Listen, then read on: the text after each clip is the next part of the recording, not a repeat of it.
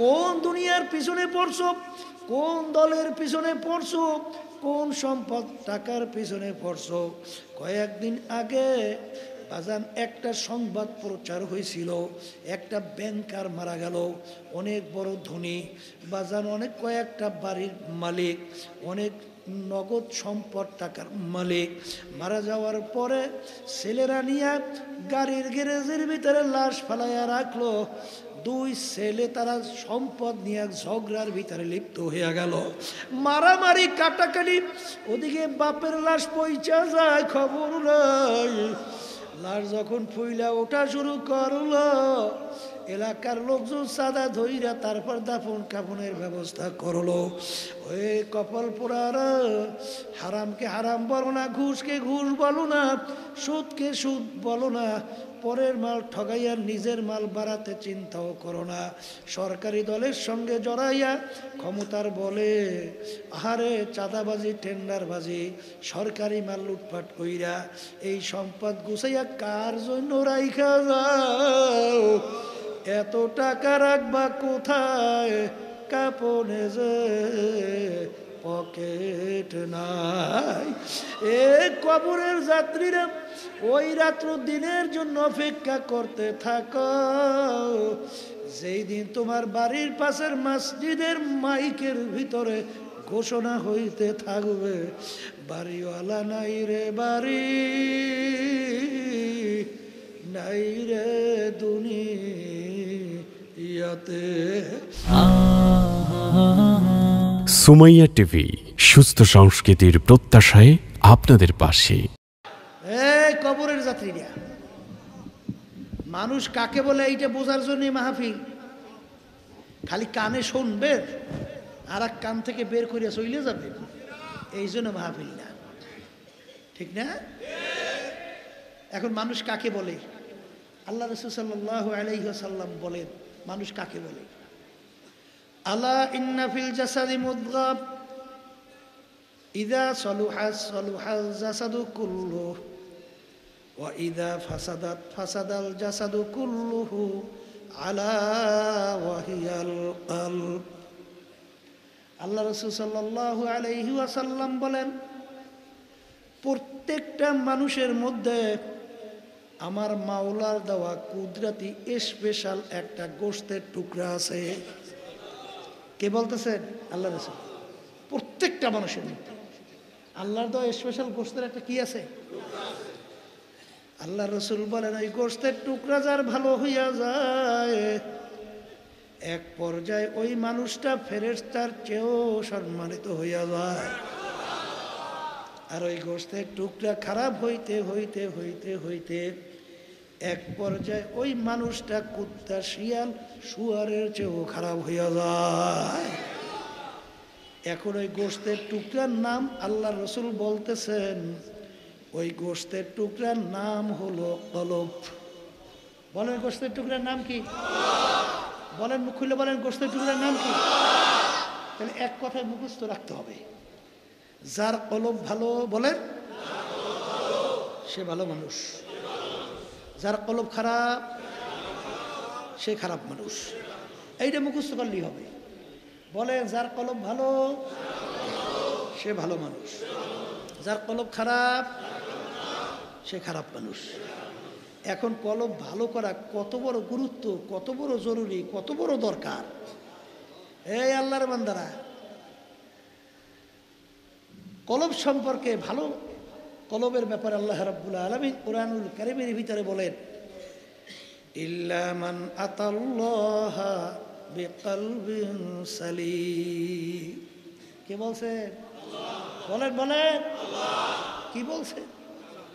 আল্লাহ বলতেছেন কলবে সালিম, অর্থাৎ পরিষ্কার পরিচ্ছন্ন ভালো কলব ছাড়া আমার পবিত্র জায়গা বেহেশতের মধ্যে হবে না। পবিত্র কলব ছাড়া আমার পবিত্র জায়গা বেহেশতের ভিতরে জায়গা হবে না। কে বলছেন? হ্যাঁ, তাহলে কলব পরিষ্কার করা এখন জরুরি। আসতে কয় নাই? হ্যাঁ, কেমন জরুরি? কোনো শেষ আছে? কথা কন না। এই জন্য আমার বাসানদেরকে বলবো, পর্দা আলে মা বোনদেরকে বলবো, এই বুঝের জন্য মাহফিল কলব পরিষ্কার করেই কবরে যাওয়া লাগবে। এ কবরের যাত্রীরা, তোমার শরীরের ভিতরে রোগ হইল, তুমি ফেনীর স্থানীয় ডাক্তারের কাছে যখন গেলা, ডাক্তার দেখে বলেন, বাজান আপনার এই চিকিৎসা ফেনীতে হবে না, ঢাকা যাও। ঢাকা বড় ডাক্তার দেখাও। বড় ডাক্তার পরীক্ষা নিরীক্ষা করার পরে বলে, তোমার এই চিকিৎসা বাংলাদেশে সুন্দর ব্যবস্থা নাই, তুমি ভালো চিকিৎসার জন্য বিদেশে যাওয়া লাগবে। সিঙ্গাপুর, ব্যাংকক সহ উন্নত মানের জায়গায় চিকিৎসায় তোমার যাওয়া লাগবে। বাজার অনেক সময় টাকা পয়সা নাই, ঘর বাড়ি পর্যন্ত বিক্রি কইরাও শরীরের চিকিৎসা করে কি করে না? হ্যাঁ, কিন্তু হে কবরের যাত্রীরা, তুমি জায়গা জমিন ঘর বাড়ি বিক্রি কইরা তুমি শরীরের চিকিৎসার জন্য বিদেশ পর্যন্ত গেলা, কিন্তু আল্লাহর বান্দারা যত চিকিৎসা করো না কেন, একদিন না একদিন তোমার কিন্তু মরণ লাগবেই লাগবে। মরণ লাগবে? মুখ খুলে বলেন, লাগবে? লাগবে না? না মইরা কেউ পারবেন? লাগবে। যত চিকিৎসা করো তারপরেও একদিন তোমার মরণ লাগবে। কিন্তু এই কবরের যাত্রীরা, আল্লাহ রাব্বুল আলামিন বলেন, ইল্লা মান আতাল্লাহা বিকলবিন সালিম, সুস্থ পরিচ্ছন্ন কলব ছাড়া আমার বেহেশতের মধ্যে জায়গা হবে না। বাজান এই কলবের চিকিৎসক কারা? MBBS, FRCS বড় বড় ডিগ্রিধারী ডাক্তাররা। হ্যাঁ, তারা না। এই কলবের চিকিৎসক কারা? এইটা জানা লাগবে, ডাক্তারের কাছে যাওয়া লাগবে। এই কলবের চিকিৎসক হইল হক্কানি উলামায়ে কেরাম, হক্কানি পীর বুজুর্গেরা। কয়দিন গেছেন হক্কানি উলামায়ে কেরামদের কাছে? কয়দিন গেছেন? হক্কানি পীর বুজুর্গ তাদের কাছে কয়দিন গেছেন? হুজুর আমার নামাজ ভালো লাগে না, হুজুর আমার রোজা ভালো লাগে না, হুজুর আল্লাহর হুকুম নবীর তরিকা অনুযায়ী চলতে ভালো লাগে না, হুজুর গুনাহ করতেই ভালো লাগে, হুজুর গুনার পর গুনাহ করি কিন্তু আফসোসও ভিতরে তৈরি হয় না, চোখেও পানি নেই। তাহলে বুঝতে হবে তোমার কলবের রোগ হয়ে গেছে। কি কলবে কি হয়েছে? হ্যাঁ, এখন এই কলবের রোগের চিকিৎসার জন্য যাওয়া লাগবে না? কাদের কাছে যাইবেন? হক্কানি উলামায়ে কেরাম, হক্কানি পীর বুজুর্গদের কাছে। ঠিক কিনা? এই আল্লাহর বান্দারা, পর্দা আলে মা বোনেরা, দুনিয়াদার পাগল আমার বাবারা, কোন দুনিয়ার পাগল হইলা? দুনিয়া সম্পর্কে মাঝে মাঝে একটু চক্ষু বন্ধ করো, একটু মুরাকাবা করো। হাকিকত সে তো দুনিয়া বেখবর হ্যায়, দুনিয়া কি নুমাইশ পর নজর হ্যায়। আর দুনিয়া দারুল মেহনে ওয়াল বালা, দুনিয়া হইল কষ্ট ক্লেশের জায়গা, বালা মুসিবতের জায়গা। এখানে কেউ যদি শান্তি চাও, কোনোদিন শান্তি পাবা না, কোনোদিন কেউ শান্তিও পায় না রে বাবা। কোন দুনিয়ার পিছনে পড়ছো? আরে বলকের বাদশাহ ইব্রাহিম বিন আদহাম রহমাতুল্লাহ আলাইহি, রাস্তার ফকির মুসাফির, বাদশার সঙ্গে দেখা করার জন্য যখন গেল, বাদশাকে সালাম দিয়া বলে, বাদশাহ আপনার এই মুসাফির খানায় আমি একটু থাকতে চাই। বাদশাহ বলে, ওরে বোকা, তুই তো আমার ইজ্জত নষ্ট করছো, এইটা হলো আমার রাজ সিংহাসন, স্থায়ী বাড়ি, তুই এইটাকে মুসাফির খানা বানাইলি, আমার তো ইজ্জত তুই নষ্ট করছো। বলে, হুজুর ভুল হইলে মাপ চাই, স্থায়ী বাড়ি কাকে বলে, মুসাফির খানা কাকে বলে? তখন বাদশা বলে, বাড়ির দরজায় ঘর দেখছো, দেখছি ওইটা হলো মুসাফিরখানা। হুজুর ওইটার পরিচয় কি? কলে রাস্তায় পথিক চলতেছে, রাত্রি হয়ে গেল, অস্থায়ীভাবে রাত্রি যাপন করলো, পরদিন ভোরে উঠে তার গন্তব্যের দিকে চইলা যায়। এইভাবে অস্থায়ীভাবে আসে যায়, তাকে বলে মুসাফিরখানা। হুজুর স্থায়ী বাড়ি কাকে বলে? কলে যেখানে সব সময়ের জন্য মানুষ বসবাস করে। তখন মুসাফির ডাক দিয়ে বলে, বাদশা রে, তাহলে দুনিয়া সৃষ্টির পর থেকে মনে হয় আপনি এই বাড়িতেই আছেন। তখন বাদশা ডাক দিয়ে বলে, ওরে পাগল মুসাফির, না না না, আমার আগে ছিল আমার আব্বা। ও বাদশা, আপনার আব্বা কোথায়? বলে, আমার আব্বা তো দুনিয়া থেকে বিদায় নিয়ে কবরে চলে গেছে। তখন মুসাফির বলে, বাদশা রে, আপনার আব্বা কি আসবে না? বলে, ওরে পাগল মুসাফির, একবার মানুষ দুনিয়ার থেকে বিদায় নিয়ে কবরে যায় আর কোনো দিন আসে না। বাচ্চা, আপনার আব্বার আগে কে ছিল? বলে, আমার আব্বার আগে আমার দাদা। বলে, আপনার দাদা কোথায়? বলে, আমার দাদাও তো কবরে। বলে, সেও কি আসবে না? না, সেও কোনোদিন আসবে না। বলে, ওরে বাদশা রে, আপনি মনে হয় চিরজীবন থাকবেন। তখন বাদশা বলে, ওরে পাগল মুসাফির, কুল্লু নাফসিন যায়িকাতুল মাউত, মানুষ মরণশীল, আমি একদিন দুনিয়ার থেকে বিদায় নিয়ে কবরে যাব। বলে, বাদশা আপনিও কি আসবেন না? না, আমিও কোনোদিন আসবো না। তখন মুসাফির ডাক দিয়ে বলে, বাদশা রে, আপনি আমাকে বলছেন বোকা, আসলে বড় বোকা তো আপনি। ও বাদশা, আপনার বাড়ির দরজায় মুসাফিরখানা, একবার মানুষ থাইকা চইলা গেলে আবার এসে ইচ্ছা কইরা থাকতে পারলে থাকতে পারবে, কিন্তু আপনার এই মুসাফিরখানা থেকে যদি একবার কেউ বের হইয়া যায় আর কোনদিন আসে না।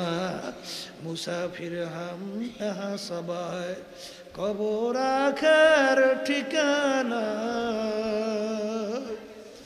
कोई आगे रवाना है कोई पीछे रवाना। বলার সঙ্গে সঙ্গে বাদশার চিন্তার পরিবর্তন ঘটে গেল। আমি এই বাদশাই দিয়ে কি করব?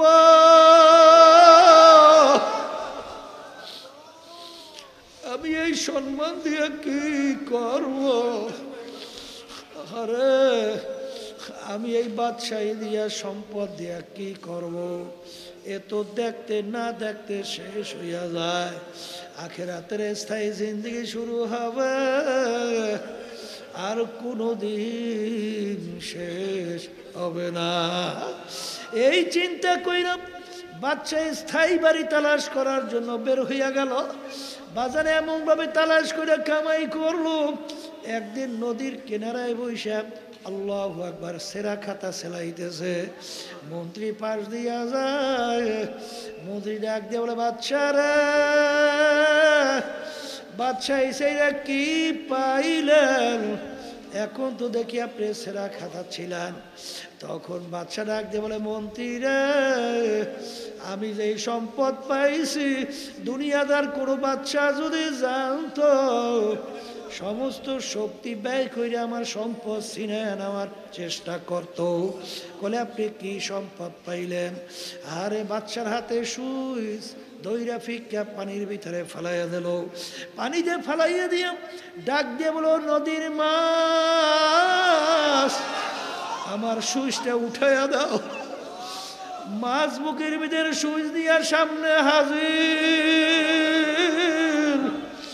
তখন বাদশা ডাক দিয়ে বলে, ওরে মন্ত্রী, আমি কি সম্পদ পেয়েছি একটু তাকাইয়া দেখো।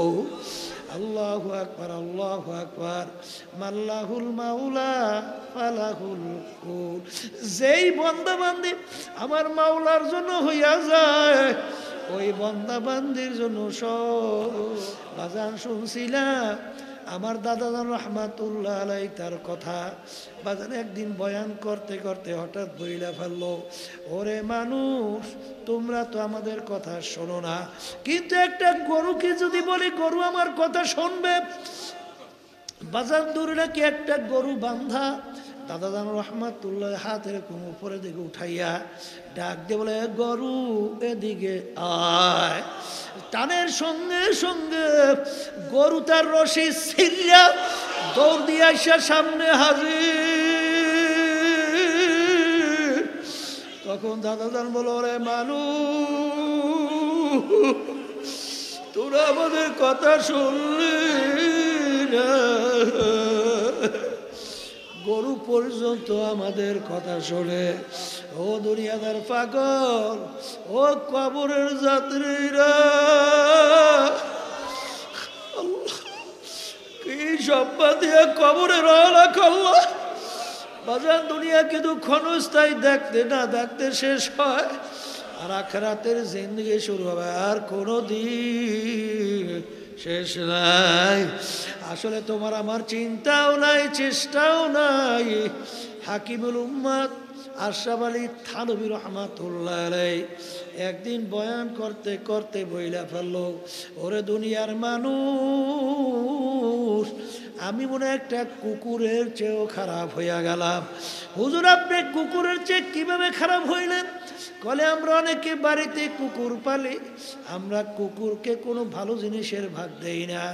আমরা গোশত খাই হাড্ডি বাহিরে ফেলাই, মাছ খাইয়া কাঁটাগুলো বাহিরে ফেলাই, কিন্তু ওই হাড্ডি কাটা খাইয়া কুকুর তার জীবন বাঁচায়। মালিক যখন রাত্রে ঘুমায়া যায়, কুকুর কিন্তু ঘুমায় না। কুকুর সারা রাত্র মালিকের বাড়ি পাহারা দিতে থাকে, মালিকের যেন কোনো ক্ষতি না হয়। পরদিন ভোরে দেখবেন কুকুরের চক্ষু লাল হইয়া যায়। ওই সময় যদি মালিক কুকুরকে মারে, উচিত ছিল কুকুর মালিককে কামড় দেওয়া।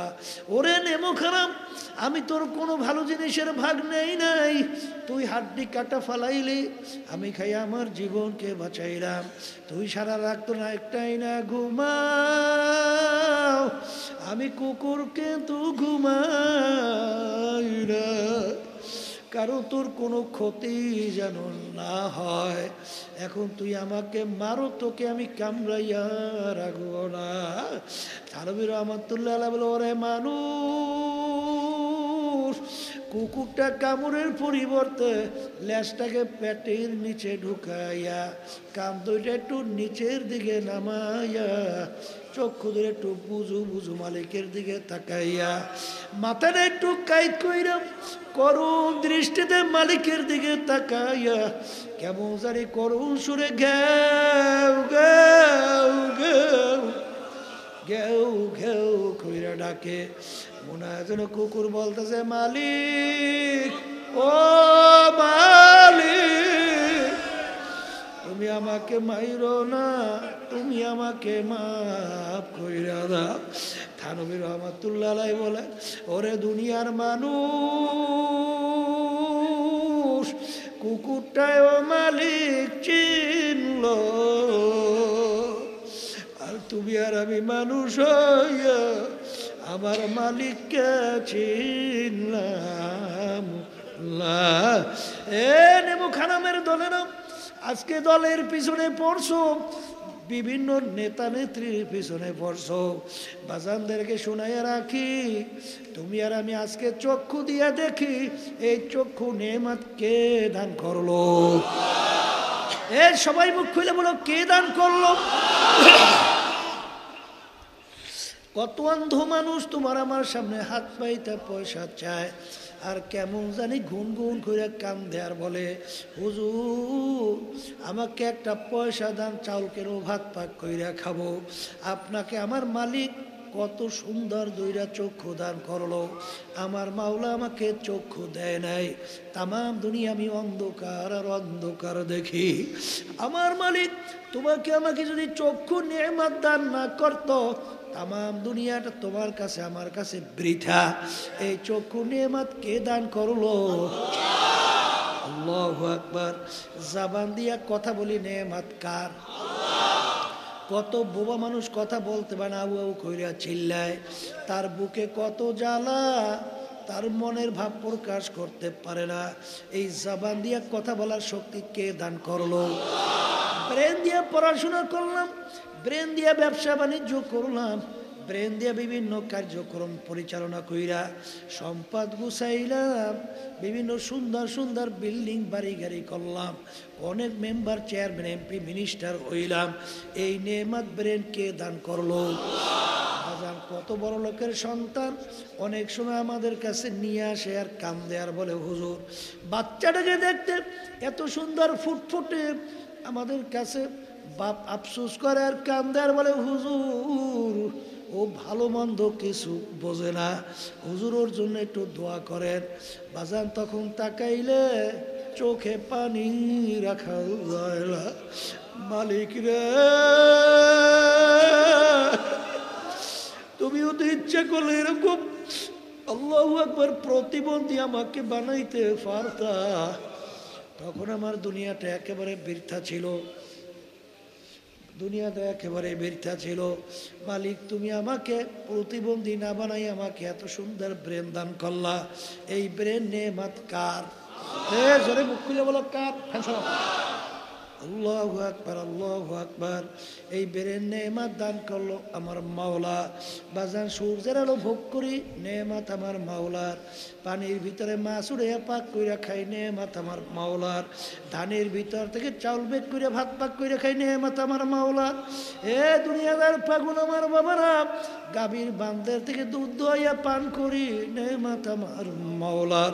সব নেয়ামত আমার মাওলার ভোগ করলাম। আজকে দল চেঞ্জ, দলের নেতা নেত্রী চেঞ্জ, মাওলাকে বলছো, কিন্তু মনে রাখো আমার মালিক কি বলছেন, ইয়াউমা নাদউ কুল্লা উনাসিন বিইমামিহিম।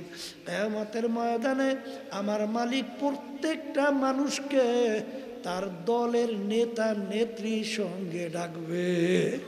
তাই কি আমার মালিক বলবেন, তোর দলের নেতা নেত্রী যেদিকে যায় ওদের পিছনে পিছনে সেই দিকে চইলা যা। কিন্তু আমি বলি নাই, কোনো পীর বলে নাই, কোনো মুফতি বলে নাই, কোনো মুহাদ্দিস বলে নাই। আল্লাহ রাব্বুল আলামিন কুরআনুল কারীমের ভিতরে বলছেন, আমি শুনাইলাম, ইয়াউমা নাদউ কুল্লা উনাসিন বিইমামিহিম। কিয়ামতের ময়দানে আমার মালিক প্রত্যেকটা মানুষকে তার দলের নেতা নেত্রীর সঙ্গে ডাকবে। ডাইকে বলবে, যেদিকে তোর নেতা নেত্রী যায় ওদের পিছনে সেই দিকে চইলা যা। হাদিসের ভিতরে আসছে, আল্লাহ রাসূল বলছেন, মান তাশাব্বাহা বিকওমিন ফাহুয়া মিনহু।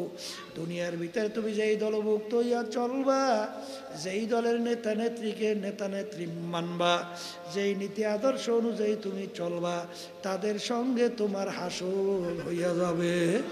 যার সঙ্গে যার মোহাব্বত, তার সঙ্গে তার কিয়ামত।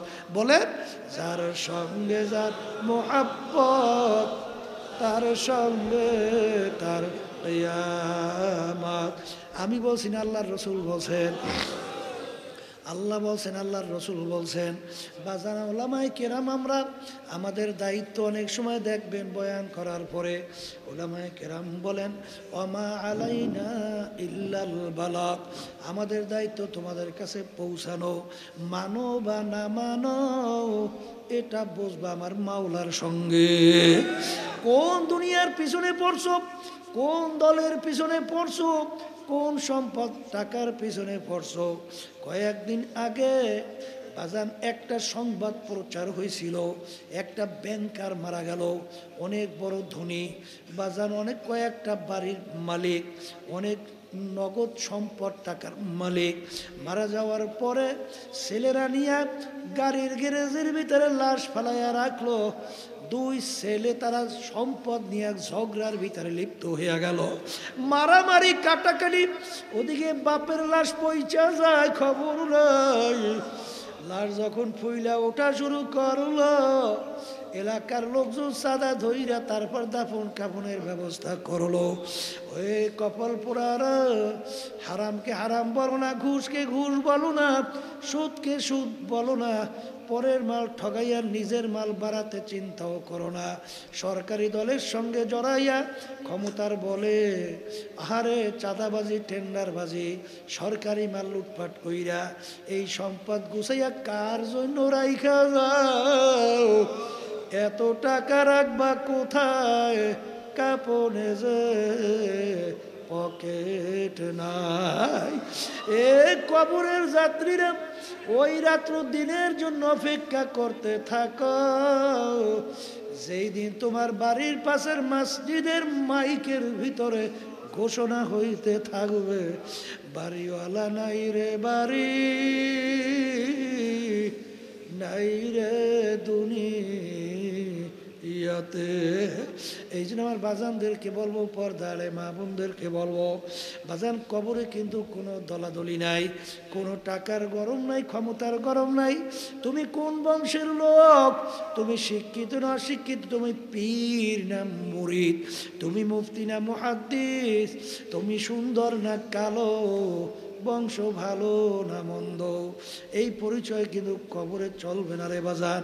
যদি চল তুই এ দুনিয়াদার পাগল আমার বাবারা, আল্লাহু আকবার, প্রেসিডেন্ট দুনিয়ার থেকে বিদায় হওয়ার পরে 3টা কাপড় দিয়েই তাকে প্যাঁচ দিয়ে ফালাইয়া রাখবে। আর রাস্তার ফকির তাকেও কিন্তু 3টা কাপড় দিয়া প্যাঁচ দিয়া ফালাইয়া রাখবে। এ দুনিয়াদার পাগল আমার বাবারা, একটু চিন্তা করে দেখো, মুরাকাবা করো। 3টা কাপড় দিয়া প্যাঁচ দিয়া মাথার ভিতরে একটা বান দিবে, মাজার ভিতরে একটা বান দিবে, পায়ের ভিতরে বান দিয়া সোজা প্যাকেট করিয়া ফলাইয়া রাখবে। কেবল দেখা যায়, কেবল দেখা যায়, কেবল দেখা যায়। এরকম একদিন ঘটনা কিন্তু ঘটবেই ঘটবে পাগল। আরে এখন মন কি জোরে মন, আল্লাহু আকবার, মাথার বান্দে বোঝা গেল রে মন, আর কোনো দিন মাথা নাড়ার শক্তি নাই। মাজার বান্দে বোঝা গেল রে মন, আর কোনো দিন উঠে বসার শক্তি নাই।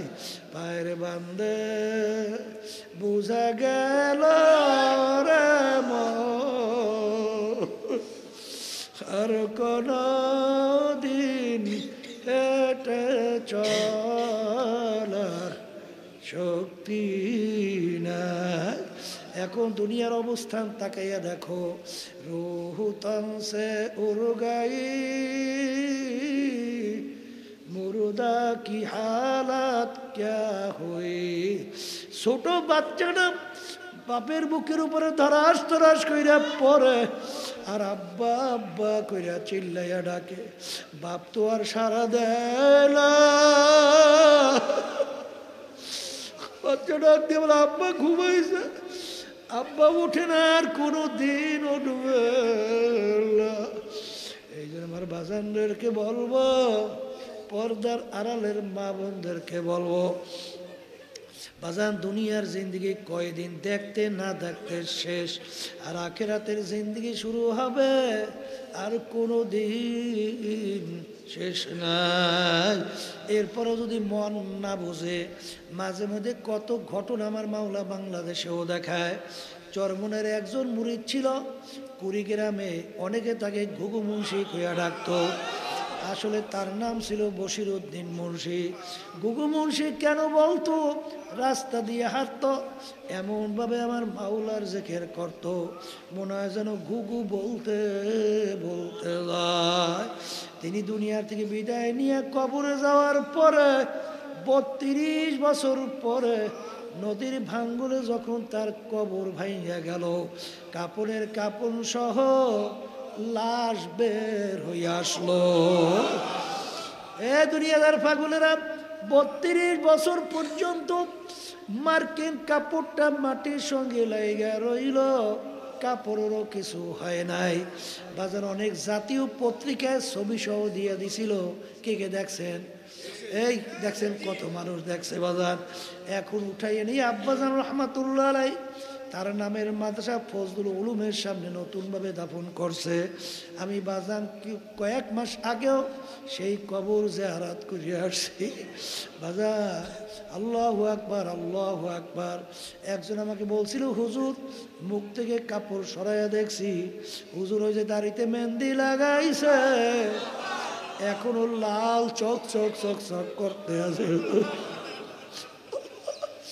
আমি রাদিয়াল্লাহু তাআলা আনহু বাজার শাহাদাত বরণের প্রায় 50 বছর পরে কাপড়ের কাপড় সহ লাশ তাজা বের হয়ে আসলো। যত ঘটনা মাঝে মধ্যে আমার মালিক দেখায়, দিনদার পরহেজগার আল্লাহওয়ালা ছাড়া দেখা যায় না। আবার কত কবরে আগুন দেখা যায়, সাপ দেখা যায়, কত কবরে নাফরমানের জিহ্বাটা টাইনা নাভিস্থল পর্যন্ত ঝুলাইয়া রাখছে। যত দুর্ঘটনা মাঝে মধ্যে কবরে দেখা যায়, বেনমাজি, হারামখোর, সুদখোর, ঘুষখোর, জুলুমবাজ, মিথ্যাবাজ, বেপরদায় চলন্যা সারা কিন্তু দেখা যায় না। এই জন্য আমার ভাইদেরকে বলবো, পর্দা আলে মা বোনদেরকে বলবো, বাজান তোমার কবরে তুমি যাবা, আমার কবরে আমি যাব।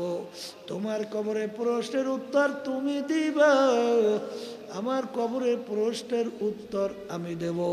বাজান রে, কবরে কিন্তু কোনো দলাদলি চলবে না।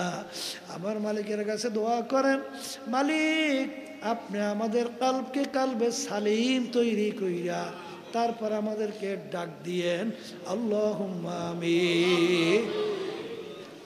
এই ঘরের মেয়ে লোকেরা হাত উঠাও, গুনার কথা মনে করো, দুই চোখের পানি ফালাও, মাওলার দরবারে কান্দো আর মাপ চাও। যদি কান্না না আসে মন কেবে জোরে মন